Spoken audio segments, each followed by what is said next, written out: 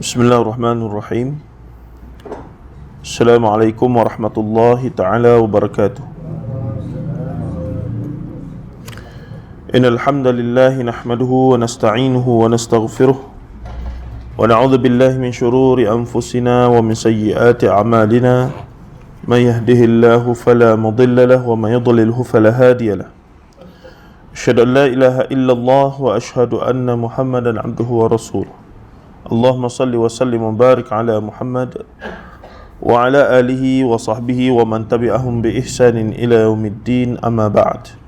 Fa inna asdaqal hadithi kitabullah wa khairal hadi hadi Muhammadin sallallahu alaihi wasallam wa syarrul umuri muhdatsatuha wa kullu muhdatsatin bid'ah wa kullu bid'atin dhalalah wa kullu dhalalatin fin nar, atau kama qala an-nabiy sallallahu alaihi wasallam, la nabiyya ba'da. InsyaAllah kita sambung bacaan dan perbincangan buku yang bertajuk Khurafat, Tahyul dan Mistik di Alam Melayu, dan kita dalam bab yang bertajuk Bid'ah, Dhalal dan Syirk, natijah daripada Khurafat, Tahyul dan Mistik, muka surat 84. Perbincangan masih lagi berkisar tentang hal ehwal bid'ah secara umum, tidak secara khusus.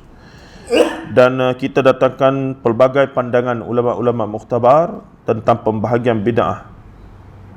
Dia tidak seringkas yang kita sangka lah.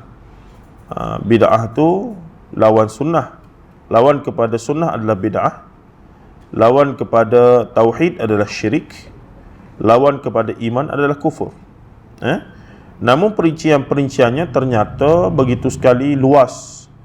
Dan juga kita kata kesimpulannya tak mudah lah nak kata satu benda itu sebagai bid'ah dhalalah finnar secara mutlaqan, tidak semudah yang kita sangka. Banyak qarinah-qarinah ataupun hal-hal yang perlu dilihat bersama secara luas. Baik, salah satu buku yang bagus yang dikarang oleh seorang sarjana di kalangan orang Melayu kita, seorang profesor dalam bidang hadis, perempuan bahkan beliau, iaitu Profesor Datuk Paduka Dr. Jawad Dakir, seorang bekas pensyarah daripada UKM dalam bidang hadis, dan beliau pernah menggemparkan negara kita bila beliau menyampaikan syarahan perdana ke profesorannya dengan tajuk tentang kewujudan al-mawdu'at, iaitu hadis-hadis palsu, dalam karya Imam Ghazali, Ihya Ulumuddin. Bila tersebar maka ramailah orang marah, padahal dia hanya nukilkan apa yang telah diusahakan oleh Al-Hafiz Zainuddin Al-Iraqi, iaitu guru kepada Imam Al-Hafiz Ibnu Hajar Al-Asqalani rahimahullah ta'ala. Maksudnya bukan dia pandai-pandai duk kata hadis ni palsu, hadis ni tidak. Dia nukilkan pandangan ulama hadis yang terdahulu yang telah menilai dan menyemak kitab Ihya Ulumuddin. Dan adakah perkara itu menyebabkan kitab Ihya ni satu kitab yang tak berguna langsung? Tidak, tuan-tuan. Guru-guru kami dan ulama-ulama mukhtabar, hatta yang aliran sunnah dan seumpamanya, meletakkan Al-Ghazali rahimahullah sebagai salah seorang yang selayaknya digelar sebagai hujjatul Islam, hujjah dalam Islam. Namun tetap sedikit kekurangan beliau rahimahullah dalam bidang hadis sebagaimana yang dia sendiri akui, maka itu tidak adalah fakta yang memang tidak boleh dinafikan, khususnya dalam Ihya Ulumuddin. Namun datang pula pengkaji lain membela, kata sebenarnya Imam Ghazali ni tidaklah sebagaimana kita sangka macam tak erti hadis. Kita pun kena tahu bila sebut kata Imam Ghazali sendiri mengaku dia kurang dalam bab hadis, bukan bermaksud dia sama level dengan kita, tuan-tuan. Dia kurang pengetahuan hadis berbanding Imam Bukhari sebagai contoh. Of course lah, Imam Bukhari lebih khusus, lebih takhasus, lebih pakar, lebih jaguh dalam keilmuan hadis. Tapi tidaklah bermaksud Imam Ghazali sama level dengan kita. Jangan buat hal. Level dia, maksudnya kena faham bab tu. Namun tetaplah di sana dalam Ihya khususnya memang terdapat banyak hadis-hadis yang bermasalah, bahkan palsu dan seumpamanya. Beratus-ratus. 270 lebih. Daripada ribuan hadis. Mungkin dalam 10%, mungkin dalam 20%, begitulah. Itu fakta. Tapi disebabkan hebatnya kitab Ihya yang Imam Ghazali sengaja karang sebagai naratif untuk melawan gelombang arus perdana zaman tu, yang mana agamawan terlalu galik dengan falsafah, dengan fiqh, dengan pelbagai lagi benda-benda lain, ilmu kalam dan seumpamanya. Maka Imam Ghazali kata tak boleh nak bincang agama, mesti melalui Quran dan Sunnah dulu, dan mestilah melalui itulah.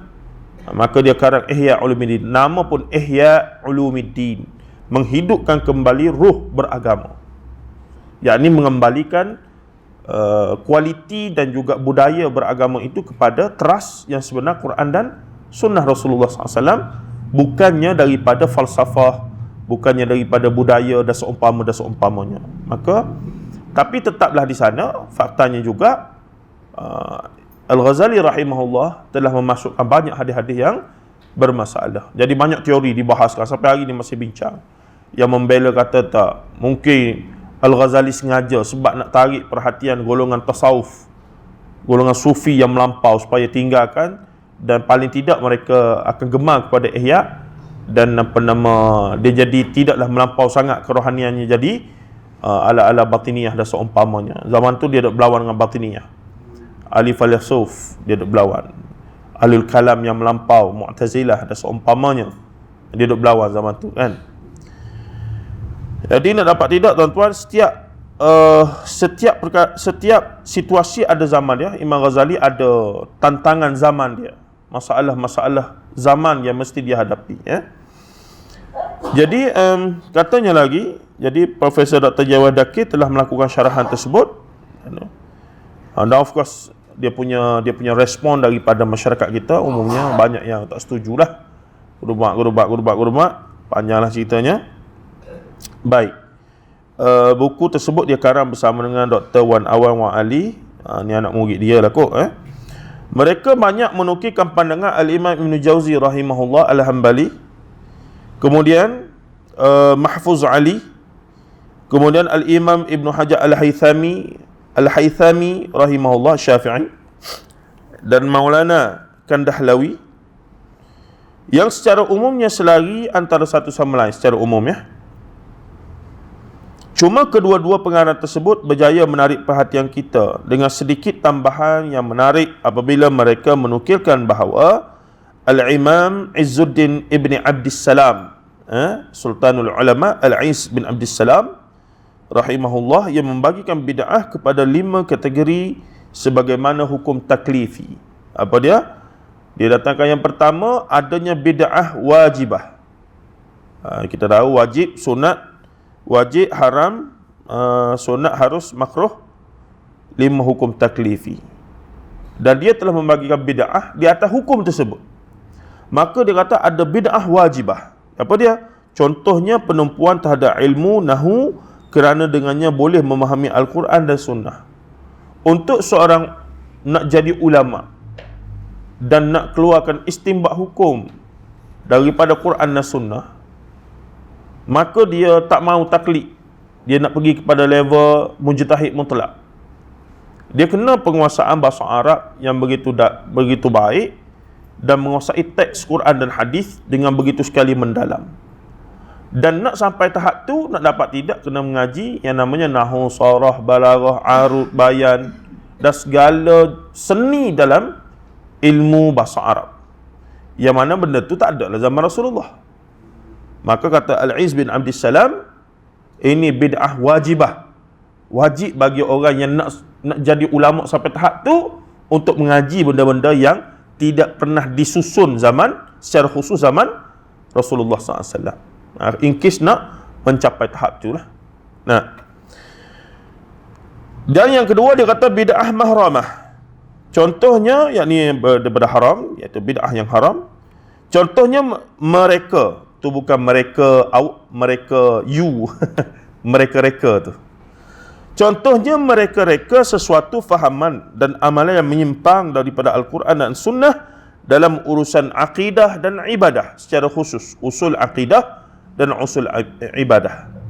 Kerana kita dah bincang tempoh hari, berdasarkan ayat al-yauma akmaltu lakum dinakum wa atmamtu alaikum ni'mati wa raditu lakumul Islam madina, segala urusan akidah dan ibadah sudah sempurna, tidak ada lagi penambahan dan tidak ada lagi pengurangan sampailah hari kiamat.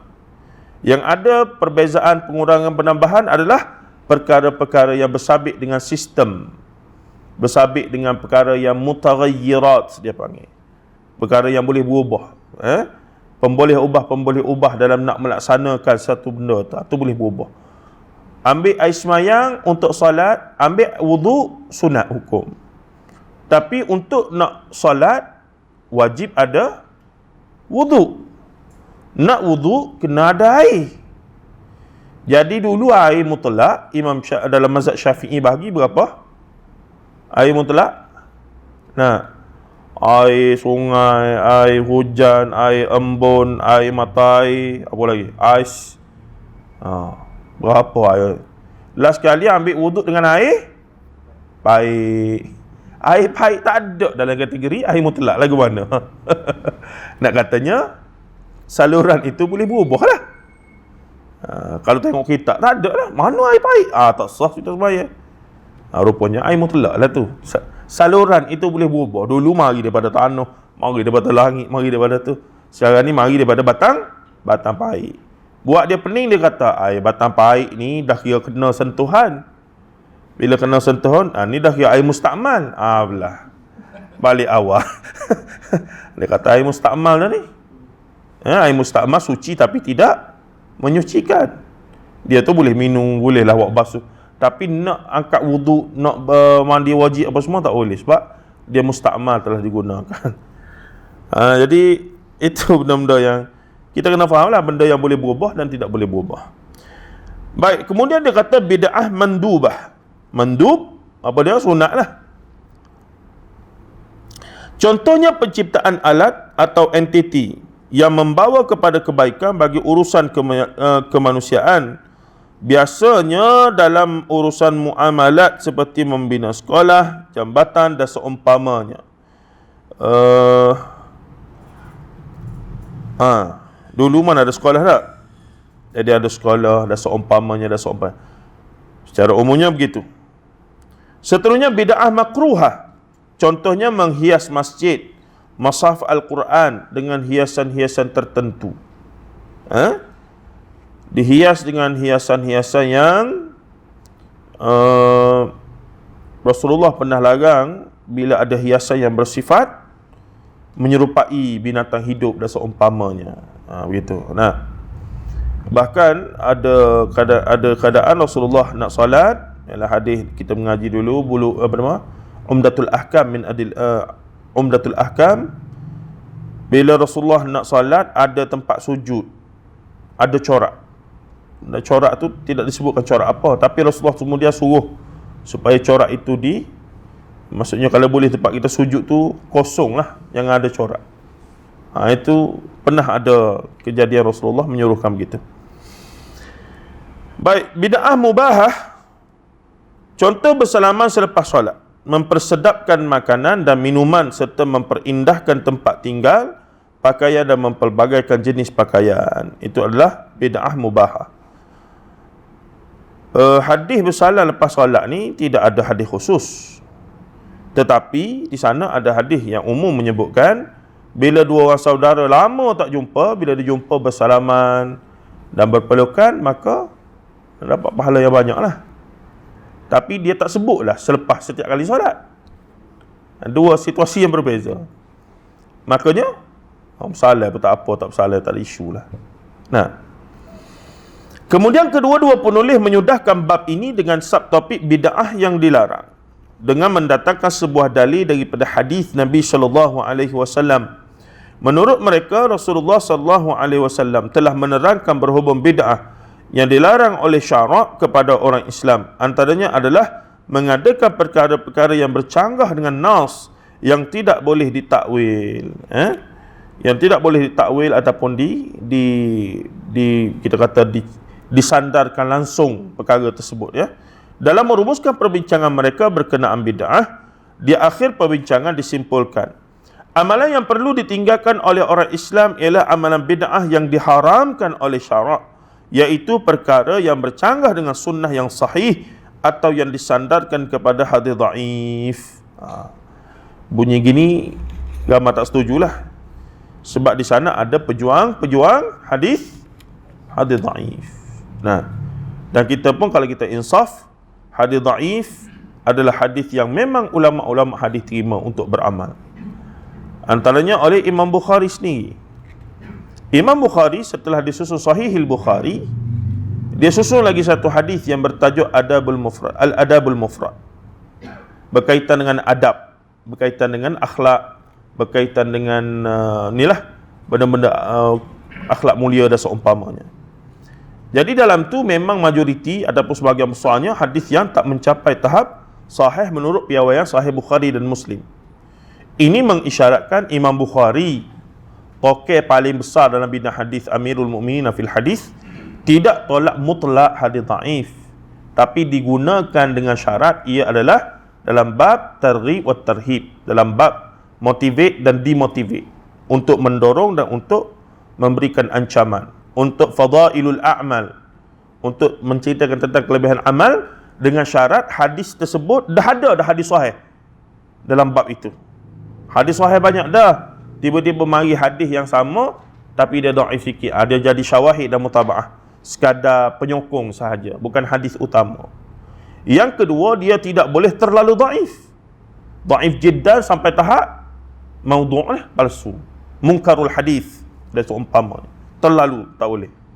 Yang ketiga, hadis dhaif tidak boleh secara jazam kita sebut ni Rasulullah sebut, tak boleh. Tak boleh begitu. Sebab dia 50-50 Rasulullah sebut, maka kita kata tak pasti. Maka ulama hadis akan kata dia guna dengan sirah tamrid, sirah yakni isyarat hadis ni ada masalah. Dia akan guna dikatakan bahawa hadis ni adalah Rasulullah sebut. Begitulah.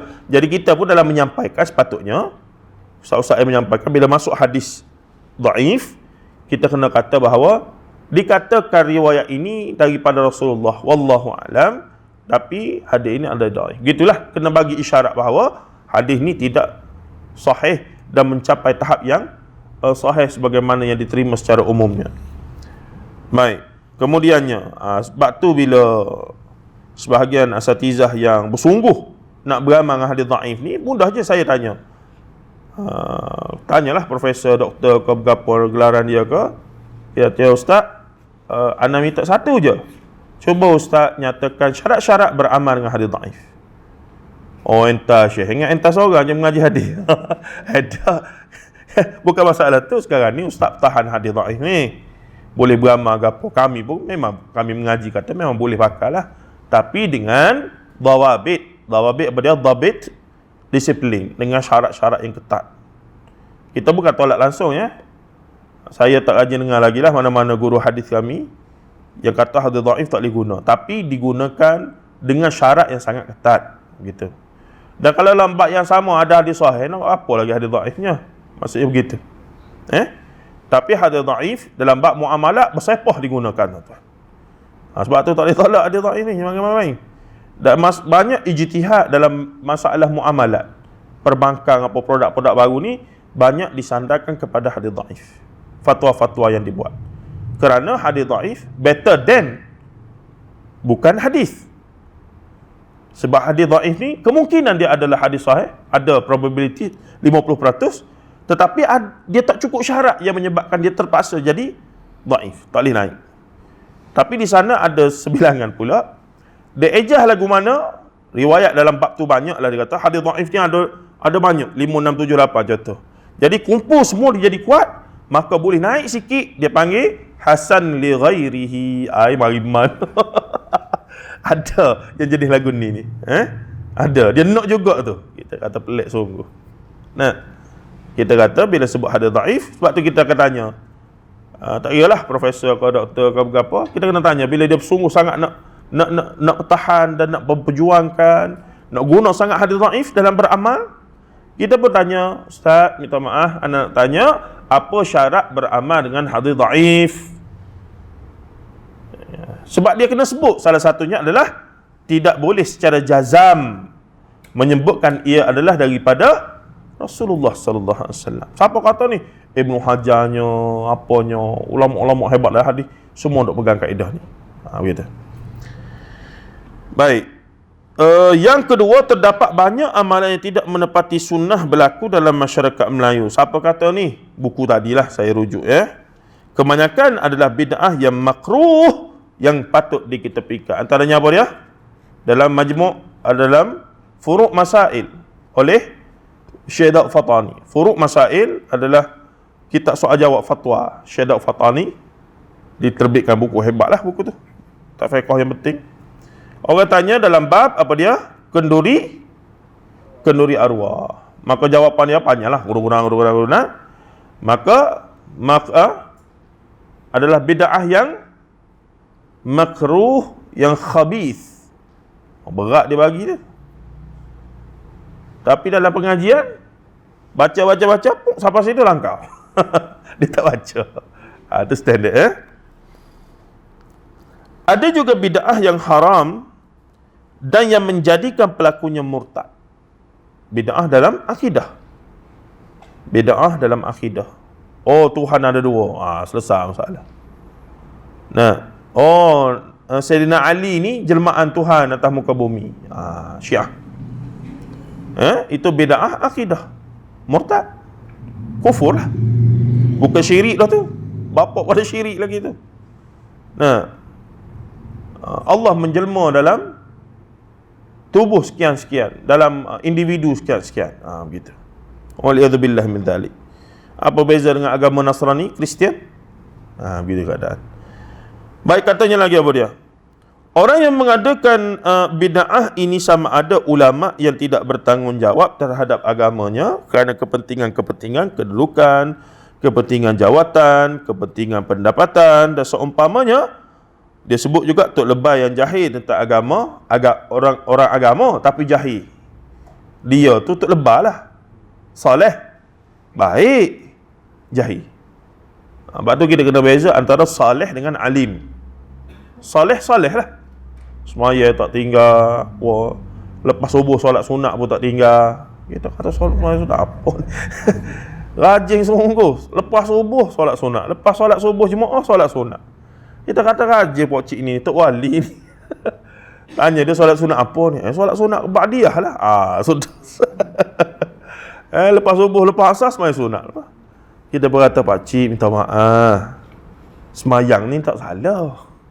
Tapi semayang lepas subuh ni memang tak boleh.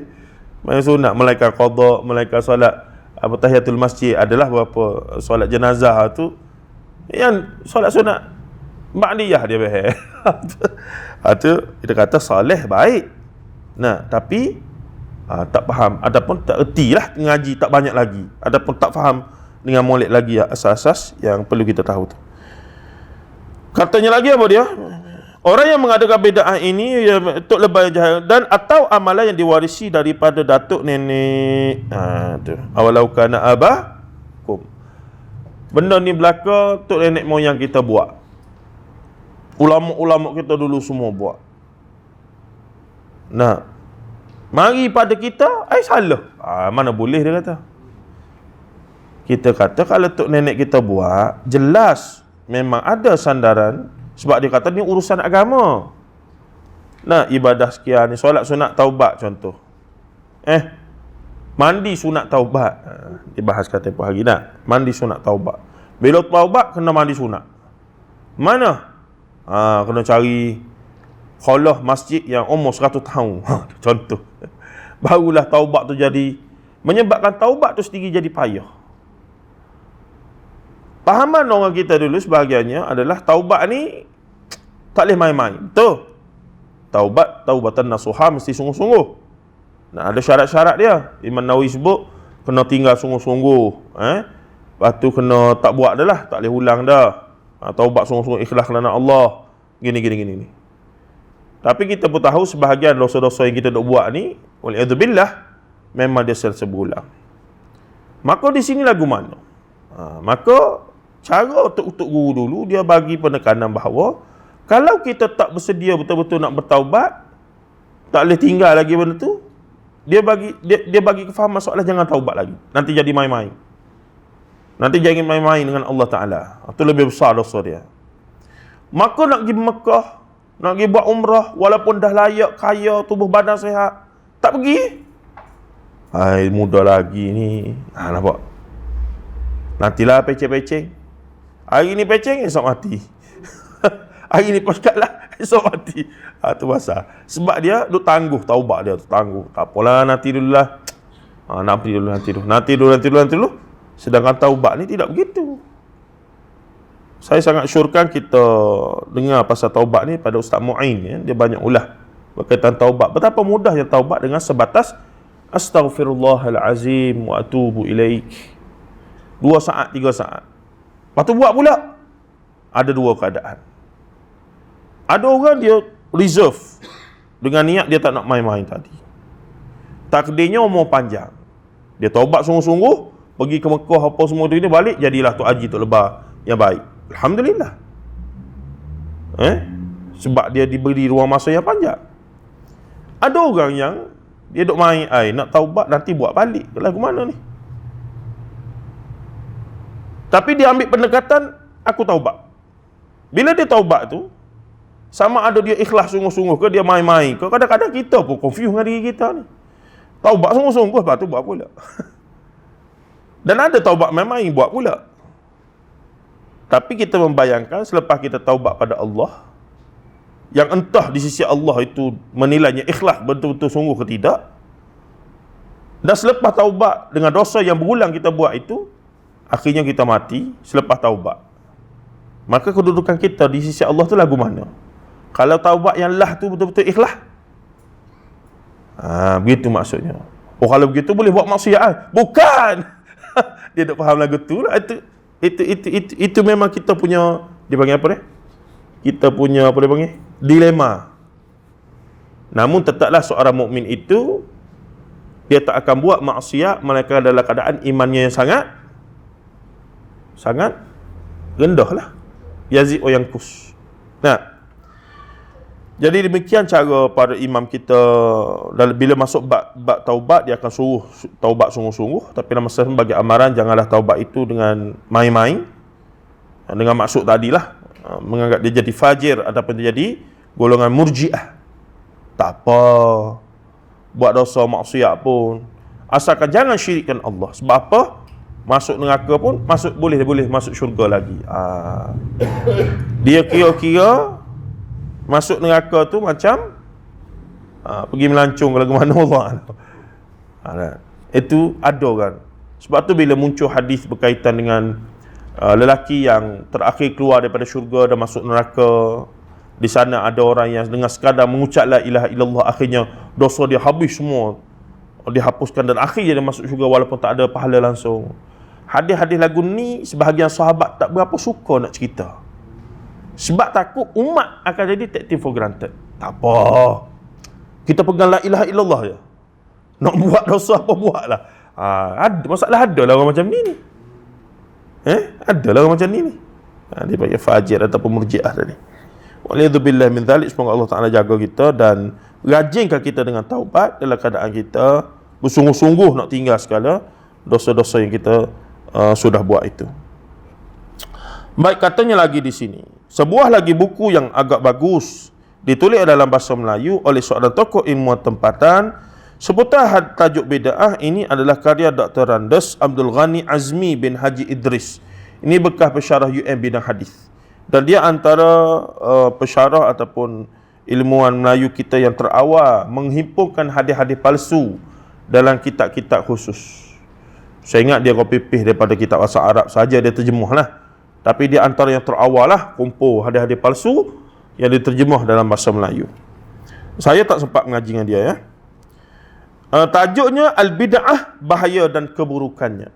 Buku-buku ini adalah rujukan utama saya lah dalam merumuskan asas kefahaman tentang bid'ah daripada perspektif yang terbaik, iaitu tidak terlalu keras dan tidak terlalu lembut, atau keras pada tempat yang perlu kita berkeras dan atau tegas, dan berlembut atau lebih terbuka pada tempat yang memerlukan dan dibenarkan untuk kita terbuka. Ini yang payah ni. Kita duk kata ini perlu terbuka sikit lah. Betul ke tempat tu? Ini memerlukan, kita kata, pengalaman, kesabaran, pemerhatian, dan juga satu proses yang panjang. Ada tempat yang kita sangat kena tegas. Tapi orang Melayu ni dia terbalik. Dalam bab akidah dia okey. Dalam bab fiqh, melenting bukan main lah. Macam dah tercabut iman kawan tu. Tapi bila masuk bab akidah, duduk main tradisi, puja tok nenek moyang, kubur apa semua ni, ni memang kita okey. Bila masuk bab sapu khuf, dia bincang macam nak tercabut akidah orang lain tu. Kita pun pelik lah. Itu dah cara letak tu. Susunan buku ini lain daripada buku-buku di atas. Selepas bab 3, pengertian bid'ah, penulis membincangkan mengenai pembahagian bid'ah dan beliau menukilkan pandangan para ulama yang membahagikan bid'ah kepada 6 jenis, iaitu dalam bab 15, 1V ni berapa? 5 lah. 1, 2, 3, 4. V5, V1, 6. Pembahagian bid'ah ialah bid'ah fi'liyah dan bid'ah tarkiyah. Bid'ah fi'liyah, bid'ah dari sudut perbuatan, ibadah, ritual ibadah. Dan bid'ah tarkiyah, bid'ah yang bersifat meninggalkan. Nabi buat, kita tinggal dengan sengaja. Benda Nabi buat jelas sunnahnya, kita tinggal dengan sengaja perkara tersebut. Kemudian bid'ah i'tiqadiyah, amaliyah dan qawliyah. I'tiqadiyah, akidah lah, i'tiqad. Amaliyah, perbuatan, ritual. Dan qawliyah, sebutan-sebutan ataupun ibadah yang bersabit dengan ucapan-ucapan. Kemudian ada lagi dia bincang bid'ah zamaniyah, bid'ah yang bersabit dengan zaman ataupun masa, era, lokaliti setempat. Dan bid'ah makaniyah. Makan, apa dia? Makan free, bukan. Makan, Allah mawjud bila makan, orang dia sebut selalu itulah. Apa dia? Makan tempat. Bid'ah setempat, tempat. Bid'ah kulliyah, bid'ah yang bersifat umum. Yang bersifat umum. Dan bid'ah juz'iyah, bid'ah yang bersifat khusus. Kemudian disebut di situ yang kelima bid'ah haqiqiyah dan bid'ah idhafiyah. Bid'ah haqiqiyah, bid'ah yang jelas, nyata, mutlaqan. Semaya 2 rakaat subuh jadi 3, ini bid'ah haqiqiyah. Jelaslah bid'ahnya. Dan di sana ada bid'ah idhafiyah. Idhafah, penetapan-penetapan yang tak berlaku daripada Quran dan Sunnah. Ditetapkan. Dia ibadah tu ada. Solat sunat contoh ada. Solat sunat ni banyaklah. Tapi dia pergi tetapkan pattern. Siapa yang solat sunat setiap 12 tengah malam, ketika mana jam tepat di atas jam, dan membaca surah sekian-sekian, kemudiannya begitu begini, maka dia telah buat satu ketetapan masa, kaifiat. Kemudian dia tetapkan pula, dia panggil apa dia, reward ni, apa dia panggil, fadilat. Maka dapat 12 orang bidadari. Bukan main. Pukul 12 tengah malam, kemudian pergi pukul 1, dapat seorang saja. Ada, ikut dan dia lah. Begitu dia panggil bid'ah idhafiyah. Seterusnya bid'ah ibadiyah dan bid'ah adiyah. Secara peribadi saya mempunyai jujukan buku bla bla bla. Sebagai asas perbincangan, suka saya terlebih dahulu memulakan dengan merujuk ulama semasa yang diterima hampir di seluruh dunia akan pandangan dan fatwa serta karya-karyanya yang berjumlah lebih 100 buah. Masa kita tulis ni dia hidup lagi, rahimahullah, sudah meninggal dunia. Karya-karya beliau sangat berpengaruh dalam wacana ilmu Islam kontemporari serta diterjemahkan hampir dalam semua bahasa utama dunia, sehingga beliau dinobatkan sebagai mufti global atau global mufti oleh para pengkaji, dan kerajaan Malaysia mengaruhkan beliau sebagai tokoh ma'al hijrah antarabangsa tahun 2009. Siapa? Syekh Dr. Yusuf Qaradawi rahimahullah ta'ala rahmatan wasi'ah. Allahumma fillahu warhamhu wa'afi wa'fu anhu. Melalui karya kecil tapi menyengat berjudul As-Sunnah wa Bid'ah fil Islam. Dia ada buku kecil Qutayyib yang bertajuk As-Sunnah wal Bid'ah fil Islam. Secara berterus terang dan solid bersetuju dengan ta'rif bid'ah menurut Imam Asy-Syatibi rahimahullah ta'ala. Imam Asy-Syatibi tidak dikenali sebagai ulama hadis. Dia ulama fiqh usul fiqh. Bahkan mazhabnya juga bukan mazhab Hambali. Nah, akidahnya pun tidak salafiyah sebenarnya. Sebagaimana yang beliau sebut dalam kitabnya Al-I'tisam, tapi kitabnya hebat, sumbangannya besar. Al-Qaradawi rahimahullah, bukan Qardawi, Qaradawi. Qaradawi. Kalau mari tokoh-tokoh negara kita, Qardawi aja. Yusuf Qardawi. Menulis pada subtopik definisi bid'ah menurut Imam Syatibi rahimahullah. Dia kata apa dia? Apakah yang dimaksudkan dengan perkara bid'ah? Apakah arti bid'ah yang dianggap oleh Nabi Muhammad sallallahu alaihi wasallam sebagai perkara yang sesat di sisi agama? Kerana lafaz kullu bid'atin dalalah wa kullu dalalatin finnar. Wa kullu dalalatin finnar itu. Bid'ah seperti yang ditarikkan oleh Imam Abu Ishaq Syatibi adalah ia adalah suatu rekaan dalam agama yang menyerupai syarak. Maksudnya benda tu ada dah, solat, puasa, zakat, haji. Tapi dia pergi tambah, dia pergi cipta satu jenis solat lain. Sunat. Tapi dia letaklah fadilatnya, dia letak kafiatnya, begitu maksudnya. Macam contoh ni 10 awal Zulhijjah. Fadilat awal 10 Zulhijjah jelas, hadis sahih. Bahkan pahalanya bagaikan lebih hebat daripada orang yang pergi berjuang fi sabilillah, yang balik tidak mati syahid, melainkan dia mati syahid. Tu besarlah fadilat. Tapi tidak ada hadis lain yang sebut adanya ibadah-ibadah khusus. Tiba-tiba ada orang duk sebar barang siapa yang berpuasa dalam 10 awal Zulhijjah ni 1 hingga 9, maka pahalanya sekian. Itu jadi masalah. Dan dia kata Nabi kata pula. Itu jadi idhafiyah lah. Bid'ah idhafiyah. Ya banyak sebenarnya bid'ah idhafiyah. Yang sebenarnya masa 10 tu memang Zulhijjah fadilatnya besar sungguh, tetapi tidak ada ibadah khusus. Maka terbuka. Siapa yang terlepas puasa tempoh hari, sakit ke marid atau ala safar, nak qada, ni 10 ni yang terbaik kerana waktu yang sangat besar pahalanya. Siapa yang tak sempat khatam Quran Ramadan, ni 10 awal ni terbaik, dia ejah lagu mana bagi khatam kerana begitu. Siapa duit banyak tempoh hari tak dan derma dalam Ramadan, inilah waktunya yang terbaik. Kerana 10 awal tu memang fadilat yang khusus waktu itu besar pahala. Tapi untuk mengkhususkan siapa yang berpuasa gini, maka pahala gini ni tidak ada. Lepas tu tak boleh puasa ke? Bukan tak boleh puasa, puasalah. Apa saja amalan soleh. Yang tak boleh khusus, bahkan nisbah. Rasulullah kata, Rasulullah sebut, Rasulullah yang cadang, Rasulullah yang anjur. Tu lagilah man kadzaba alayya muta'ammidan. Dengan sengaja pula tu. Kita kata dah tak ada, ada. Mana riwayat? Tak ada, guru saya kata. Hadis ada ke tak? Tak ada hadis, tapi guru saya kata. Guru awak remit daripada mana? Dia mimpi jumpa Rasulullah sendiri. Selesai masalah. Nah, tegasnya Dr. Yusuf Qardawi lagi rahimahullah ta'ala rahmatan wasi'ah, ia adalah definisi paling benar dan tepat bagi mentakrifkan isu bid'ah. Ia adalah ta'rifan mendalam dan tidak ada sesiapa yang dapat menolaknya seperti mana yang dinyatakan oleh golongan ahli mantiq. Kerana terlalu dia panggil jami' dan jami' wa mani'. Dah terangkum situ solid. Bid'ah ni lah. Apa dia? Benda orang reka dengan tujuan nak samakan dengan syariat. Golongan ahli sufi tarikat melampau duk buat zikir, berjoget apa semua tu. Dia rasa benda tu betul sebab apa? Sebab dia tengah berzikir, dia kata. Dia tak kata dia tengah menyanyi.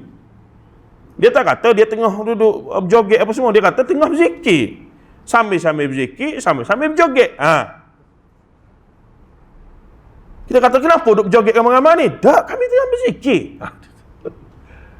Kita duduk tengok ni tidak berzikir, ni berjoget. Dah, kami tengah berzikir. Jadi dia berasa benda tu betul. Sebab berzikir. Walau perbuatannya sedang cocok langit. Contoh. Sedang berjoget lah. Oh, tak apalah. Berbanding dengan tengok konsert duk terinjak-injak, kami at least berzikir. Nampak? Kepala otak guna kepala otak. Dia tak guna syarak tu, dia guna kepala otak tu. Nah. Kita kata berzikir, Rasulullah hajar molek. Rasulullah hajar lagu mana? Cara-cara yang elok kena penghayatan, faham. Sebut satu-satu, tak ganggu orang lain. Benda sunat. Dan lafaz-lafaznya pun banyak. Siapa kita pun tak ingat, tak larat. Bukan larat. Tak larat nak istiqamah beramal. Banyak sangat. Zikir-zikir harian pagi, petang, apa semua. Doa-doa yang warid daripada hadis sahih Nabi SAW. Dalam Al-Azkar Imam Nawawi. Berapa banyak tu tuan-tuan. Last sekali carilah yang mudah-mudah, peganglah sampai mati yang tu. Istiqamah. Cuma ada perbincangan. Contoh. Kita nak khususkan untuk diri kita. Kita tak kata wajib dan kita tak kata Nabi suruh. Tapi kita nak satu amalan yang kita rasa itu kita suka buat dan kita yakin, kita harap ia membantu kita di akhirat. Contohnya, tuan-tuan wajibkan, bukan nak kata wajib, khususkan untuk diri baca Fatihah 100 kali sehari. Contoh. Jadi hari-hari duk baca dari muda dulu, baik ru, sehari mesti habis 100. Sebelum daripada awal tidur siapa tidur. Jadi amalan itu berterusan. Tapi orang tanya, amalan ni ambil daripada mana? Dah, amalan baca Fatihah lah. Pahalanya pahala baca Fatihah lah. Ada ulama-ulama ke apa sebut? Tak ada. Rasulullah buat? Tak ada. Secara khusus tak ada. Tapi baca Quran lah. Cuma saya suka. Dalam banyak-banyak amalan saya rasa yang ni saya nak istiqamah. Boleh ke? Itu boleh. Tapi tanpa nisbah bahawa dia punya kaifiyat tu Rasulullah suruh apa semua tu ini. Dan ini yang ulama-ulama kita buat. Syekhul Islam Ibn Taimiyah rahimahullah ketika di hujung umur dia, lepas setiap kali solat subuh, dia akan duduk di sejadah dia, baca surah apa dia? Surah Fatihah ke berapa sampailah matahari naik. Maksudnya ada amalan. Maulana Abdul Hasan Al-Nadwi di akhir hayat dia banyak baca surah Yasin. Maksudnya dia banyak baca sebab dia fokus itu. Tapi dia tak katalah ada fadilat khusus dengan baca 100 kali Yasin sehari, nanti di akhirat kelak di dalam syurga akan disediakan satu istana. Tak ada. Cuma dalam banyak-banyak amalan yang banyak sangat amalan sunat ni, dia nak ada satu yang dia pegang dan dia nak istiqamahkan dengan benda tu. Yang jadi masalah dalam tradisi orang Melayu kita, tok guru dulu buat gitulah. Sebab tu tok guru pondok dulu dia ada hizib-hizib amalan-amalan dia sendiri. Yang asasnya dia ambil daripada Quran dan Sunnah juga. Zikir-zikir tu tak lari pun sebenarnya kalau tengok betul. Ada je. Dan dia susun sendirilah. Nak baca yang ni pagi, yang ni petang, apa semua. Cuma kebetulan dia bini pak. Jadi anak murid ini datang tanya tok guru, nak tanya lah sikit. Apa rahsia amalan ni? Nampak Mama Haji semua tak bergaduh, relax je belaka. Mungkin ada rahsia amalan-amalan apa? Tak ada, aku duk baca-baca tu je lah. Baca-baca wirid-wirid ni apa semua. Dia baca ke apa lepas? Qul Allah 3 kali. Ni dia tulis. Anak murid ni, bukan anak murid juga, kadang-kadang tu peminat ke orang kampung ke. Ni dia kata ni. Tahu tak kenapa tok guru kita ni bini pak tak bergaduh bini? Ni amalan dia ni.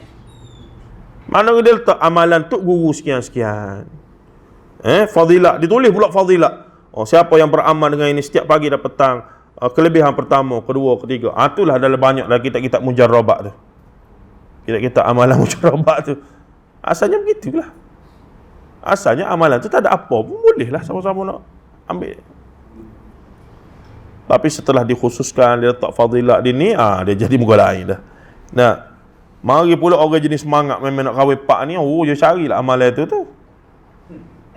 Beramal, jadi sungguh dia kata. Jadi sungguh tu. Padahal daripada 20 orang, 30 orang beramal seorang jadi. Tu pun paling kaya, paling mampu, paling layak, okeylah. Kita kelah tak bayar. Memang tak mampu ni, ada tak cakap duk beramal lah. Oleh yang demikian, katanya tidak hairanlah mengapa ta'rif tersebut menjadi begitu established, yakni begitu sekali kita kata digunakan oleh semua pihak lah, oleh semua ulama. Berbanding ta'rif ulama lain sehingga hari ini ia seolah mencapai tahap ijma' daripada kalangan ulama apa saja mazhab fiqh bahkan mazhab akidah. Golongan yang tidak dapat menerima wujudnya perbahasan furuk dalam akidah juga menerima ta'rif Asy-Syatibi dan kitab-kitab beliau seputar perbahasan ini, sedangkan beliau dimaklumi sebagai seorang tokoh yang bermazhab akidah Asy'ariyah. Ini bermaksud perjuangan menentang khurafat, tahyul, bid'ah dan syirik, bukan perjuangan sebahagian ulama sahaja, namun ia adalah perjuangan yang berterusan oleh semua ulama ahli sunnah wal jamaah. Lepas tu bila kita tengok balik, saya sendirilah cuba nak kalau ada masa ke depan ni, kalau betul saya ada rezeki masuk dalam bidang akademik ke lagu mana, antara kajian kita nak buat adalah adakah ulama-ulama Melayu melalui kitab-kitab akidah, kitab fiqh, tasawuf mereka ni tak bincang langsung bab syirik, bab khurafat, bab bid'ah. Kerana gambarannya soalan begitu. Gambarannya soalan sekarang, kalau siapa nak cakap bab syirik, bab khurafat, bab bid'ah, ekstrim. Ni geng-geng yang suka duk bincang. Tanpa kita nafikan, saya sebut dah 2 malam lepas, memang ada orang jenis lagu tu pun. Dia macam boleh benda baru. Jadi dia syok lah. Jadi dia kira orang bid'ah belakang pun ada juga pening lagu tu, kita tak nafi. Tapi satu persepsi yang sedang diarus perdanakan adalah mana-mana penceramah yang mula bercakap tentang khurafat, tentang syirik, ni jenis nak cari balas dengan orang, jenis nak cari salah orang, ni jenis apa nama nak ajak orang pada ekstrim dan seumpamanya. Tiba-tiba kita tengoklah kitab-kitab ulama Nusantara pun banyak nak bincang. Contohnya kitab yang dikarang oleh Syekh Arsyad Al-Banjari rahimahullah yang bertajuk Tuhfatul Raghibin. Memang jelas bincang tentang murtad, tentang bid'ah, tentang golongan yang melakukan bid'ah aqidiyah, golongan yang tersesat, golongan yang kufur, jelas. Lepas tu Syekh Arsyad Banjari ekstrim. Tak boleh lah begitu. Dia tak semudah tu, sebab benda ni mari daripada Quran dan hadis. Tanpa kita nak nafikan ada orang yang terlebih, dia baru boleh benda tu. Ada syok. Ni bid'ah ni. Dua-dua 3 langkah, bid'ah ni. Baru jumpa perkataan bid'ah. Dia syok lah. Jadi kita pun kata ada dan kena ubahlah benda tu. Baik, namun sering saja sepanjang sejarah Islam memperlihatkan di sana ada golongan ilmuwan dan ulama, saya sebut situ, yang bersifat cari makan, atau menurut istilah Imam Al-Ghazali rahimahullah sebagai ulama usuq, ulama jahat, yang sanggup melakukan perkara-perkara batil demi menjaga kepentingan dan kedudukan mereka di sisi pemerintah dan orang awam. Justru perkara salah, baca khurafat, tahyul dan bid'ah yang mendorong ke arah syirik yang dilakukan oleh golongan pemerintah dan orang awam, mereka iakan atau senyapkan kerana tidak sanggup menghadapi kesan berlawan dengan dua golongan tersebut. Maka ulama-ulama umat yang kita tengok karya mereka sampai hari ini dirujuk, diguna, dibahaskan, dibincang, majoriti daripada mereka adalah ulama yang independen, ulama yang tak bergantung, dia bukan ulama kerajaan. Imam Nawawi rahimahullah ditawarkan jadi jawatan sultanah. Sebab dia tahu kalau duduk di istana memang kena fatwa yang kena please sultan, kena please dia punya khalifah. Sebab tu sebahagian mereka memang mengambil. Dan akhirnya sepanjang sejarah Islam, berapa ramai khalifah yang kita kenal berbanding ulama-ulama ini. Siapa yang menyebutkan Khalifah Harun Ar-Rasyid rahimahullahu ta'ala? Tak ada. Walaupun Harun Ar-Rasyid tu hebat lah, Al-Ma'mun dan seumpamanya tu.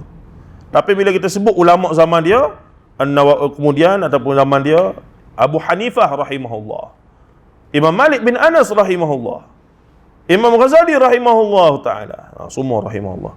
Bila sebut nama khalifah, ada orang sebut Salahuddin Al-Ayyubi rahimahullah ta'ala. Tak. Walaupun kita tahu Salahuddin dahsyat. Begitu sekali perbezaan antara karamahnya ilmu para ulama berbanding dengan, meskipun raja-raja ni hebat, tapi tetaplah umat akhirnya akan mengenang para ulama Rabbani ni. Ulama yang sanggup mempertahankan kebenaran hingga terpenjara. Imam Nawawi rahimahullah dihalau daripada Baghdad kerana mempertahankan fatwa. Bila Al-Malik Zahir Baybas nak berperang dengan Tartar, dia minta rakyat supaya bagi sumbangan. Dia nak fatwa Imam Nawawi sebab Imam Nawawi pengaruh besar. Ulama-ulama kerajaan dah berfatwa tapi tak bagi kesan. Maka An-Nawawi rahimahullah punya fatwa penting. Nawawi kata, dalam istana tuanku ada lagi berapa ratus orang dayang-dayang yang pada mereka ada emah jelit, emah apa permata apa semua, jual yang tu semua dulu. Jual semua perabot dalam istana, baru boleh minta dengan rakyat. Oh, tu dia tuan-tuan. Nah, akhirnya raja marah. Sultan Al-Malik Zahir Baybas, asalnya hamba, golongan hamba Baybas, tapi jadi khalifah zaman tu, Mamluk, nak halau An-Nawawi daripada Baghdad ketika itu. Dan apa berlaku? Masyarakat keluar protes, sehingga Sultan Khalifah terpaksa tarik balik perintah tersebut. Ini ulama yang betul-betul ulama rakyat lah. Ulama kita kata yang benar-benar bersama dengan masyarakat. Sebab tu dua entiti penting dalam satu strata Islam, masyarakat Islam. Pertama khalifah ni, pemerintah istana sultan raja, dan kedua ulama. Dan sentiasa pengikut ulama ini kadang-kadang berpengaruh lebih besar daripada ketaatan kepada sultan, raja, khalifah. Maka raja ni sangat-sangat perlu mengekang. Kalau tidak pun dengan kuasa jawatan apa semua, maka dia kena kekang dengan apa dia? Dengan kuasa. Imam Ahmad bin Hanbal dihumban dalam penjara lah, dengan fitnah khalqul Quran. Itu menarik kita tengok. Dia bukan setakat dia punya ilmuwan, tapi perjuangan mereka mengatakan kebenaran dan risiko yang mereka. Namun di sana tetaplah Imam Ahmad bin Hanbal seorang manusia. Ketika zaman mihnah khalqul Quran, sebagai ulama hadis, kawan-kawan dia, anak murid dia sendiri, mengambil sikap berdiam diri kerana melihat maslahah berdiam diri itu lebih besar. Ijtihad masing-masing lah. Imam Ahmad dan beberapa orang bersuara, tak nak. Sebahagian senyap, tak kata apa. Sebahagian lagi memang lawan, kena tangkap dan kena bunuh apa semua begini. Dan sebahagian memang tukar jadi bersetuju tu. Setelah 3 orang khalifah, Imam Ahmad bin Hanbal dibebaskan dan dia angkat jadi tokoh balik. Sahabat-sahabat lama dia yang senyap dulu. Ulama-ulama hebat, kalau kita sebut nama kita akan kenal, orang mengaji hadis kenal nama-nama. Ulama hebat yang ada karya dan tapi mereka pilih ijtihad, kena berdiam diri kerana ada masalah lebih besar. Sayang, maksudnya nyawa lah, jaga nyawa. Imam Ahmad ada. Dan ketika Imam Ahmad dibedal, teruk apa semua, mereka tak bangkit bela Imam Ahmad. Jadi apa berlaku? Lepas habis dah, ketika Imam Ahmad jadi tokoh balik, mereka pun mari nak jumpa, minta maaf macam mana, Imam Ahmad tak buka pintu rumah. Sama-sama ulama hebat ni, tapi mereka tetap ada sisi manusia. Tu Imam Ahmad tak buka. Terasa sungguh lah, aku duk kenal dulu, kau buat tak tahu. Sekarang ni baru nak bagi balik. No, sorry. Buat hal masing-masing lah. Tu. Nah, nampak tak? Itu menariknya tentang para ulama kita ni. InsyaAllah nanti kita akan sambung lagi. Contoh berapa bid'ah di alam Melayu menurut sebagian sarjana ni menarik lah. Sebahagian yang kita sudah tahu, sebahagian yang belum. Sebenarnya sudah dirangkum dengan sempurna oleh pengkaji-pengkaji. Cuma tak sampai pada kita. Mungkin kerana karya-karya mereka ni berada di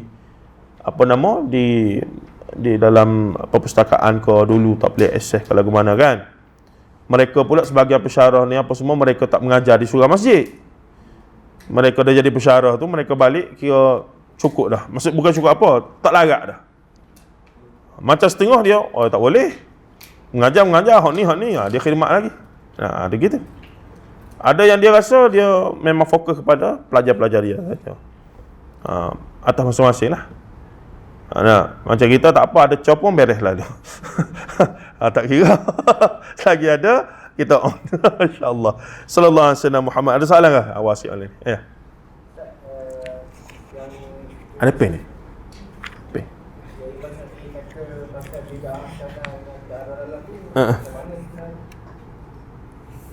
Itu menjadi saya bersama Mufti Perlis ada keluarlah salah faham terhadap bid'ah hasanah melalui dia ada perbahasan tentang bahasa dan juga bid'ah hasanah dari sudut bahasa. Itu kita bincang semalam sebenarnya.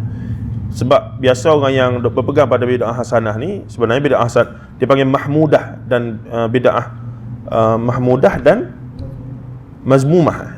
Tu lawan dia. Tapi dari sudut hasanah dengan bid'ah hasanah dengan bid'ah sayyi'ah yang baik dan yang tidak itu perbincangannya dari sudut bahasa, dan ramai yang menisbahkan perkara itu menisbahkan kepada kes Umar Al-Khattab radhiyallahu anhu dalam bab solat sunat tarawih. Nah, dan itu diperbetulkanlah dalam perbincangan bahawa sebenarnya ia bukan sunnah bid'ah hasanah. Dia lebih tepat adalah sunnah sahabi. Sebab apa yang Umar buat bukan benda baru. Benda dah ada. Solat sunat tarawih tu qiyam Ramadan dah ada. Cumanya lagi diselaraskan. Penulisan Al-Quran dah ada zaman Rasulullah lagi. Penulisan hadis dah ada zaman Rasulullah lagi. Cuma sekarang nak tadwin, dihimpunkan. Al-Jam'ul Quran, dihimpunkan Quran yang banyak tu susun setelah seketul. Benda dah ada, bukan daripada tak ada langsung. Masuk bid'ah adalah benda yang memang zero. Kalau solat tu, solat yang tidak ada langsung solat tu, tapi dicipta kemudian. Begitulah. Tapi itu satu perbincangan yang panjang. Dan Imam Syafi'i, tu kena tengok balik dia punya tu. Cuma of course kita ada perspektif kita lah. Ada buku kecil dikeluarkan oleh pejabat Mufti Perlis tentang hal tersebut. Kalau ucapan yang tak boleh ada tu, macam orang sebut Jumaat Mubarak. Macam mana? Macam Jumaat Mubarak kan. Kadang ada setengah orang sebut Jumaat Mubarak. Ha. Mubarak tu boleh. So, macam itu tu dikira bid'ah juga tu.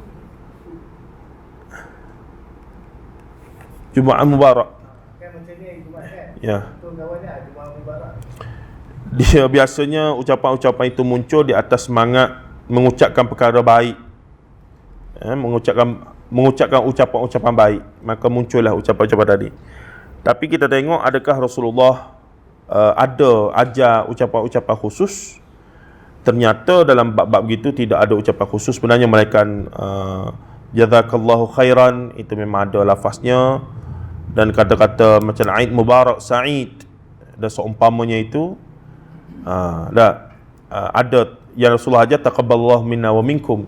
Kita jawab minna wa minkum taqabbal ya karim. Dan seumpamanya. Yang lain itu dia sebenarnya lebih pada adat, tapi adat yang berlapikkan kepada kefahaman terhadap syarak lah secara umum. Wallahu a'lam. Macam kita lah jumpa siapa-siapa dah sihat ke apa semua. Ada ucapan-ucapan yang ada dalil umum dalam bentuk ucapan tu mengucapkan benda-benda yang baik dan bagi orang suka, maka dapat pahala lah. Nah, begitu. Kita please orang. Bila kita pergi ziarah orang sakit, tapi ziarah orang sakit ni ada hadis khusus. Bila orang sakit, malaikat ramai ataupun iza hadartumul marid awil mayyit, siapa yang ziarah orang sakit ataupun orang mati, fayaqulu khairan, maka cakaplah yang baik-baik, doakan yang baik-baik. Kalau nak cakap pasal Tuhan pun, kita tahu dia sahabat kita banyak benda nakal dia buat, tapi kita kena cakap benda baik masa dia tengah sakit ataupun sedang baru mati tu. Sebab apa? Malaikat ramai tu'amminu bima taqulun. Innal malaikata tu'amminu bima taqulun. Kerana malaikat ramai duk standby nak aminkan perkataan kita. Jadi bila kita ziarah orang sakit tu, Allah ni lah dia dulu sahabat saya begini, walaupun dalam hati tu macam-macam lah, tapi mulut kena sebut benda baik. Itu dia punya adab dan sunnahnya. Orang mati ni, dulu kalau tak ada dia ni, duk perih motor tak ada, kita sedar pukul 5-6 pagi, contoh. Sebut benda baik. Kena sebut benda baik. Sebab malaikat sedang mengaminkan. Dan semoga-moga dengan apa yang kita sebut tu jadi nilai tambah lah pada dia yang sedang bertarung dengan sakarat ataupun dengan fitnah kubur yang akan bakal dia jumpa dan seumpamanya. Itu ada hadisnya. Ala kullin, menyebut benda baik ni semua orang suka dan agama suruh lah. Wallahu a'lam. Al-Quran sebut apa? Wa qalu qawlan layyina, qawlan sadida, qawlan ma'rufa, begitu. Nah, kata yang baik. Nah, wallahu alam. Assalamualaikum warahmatullahi taala wabarakatuh.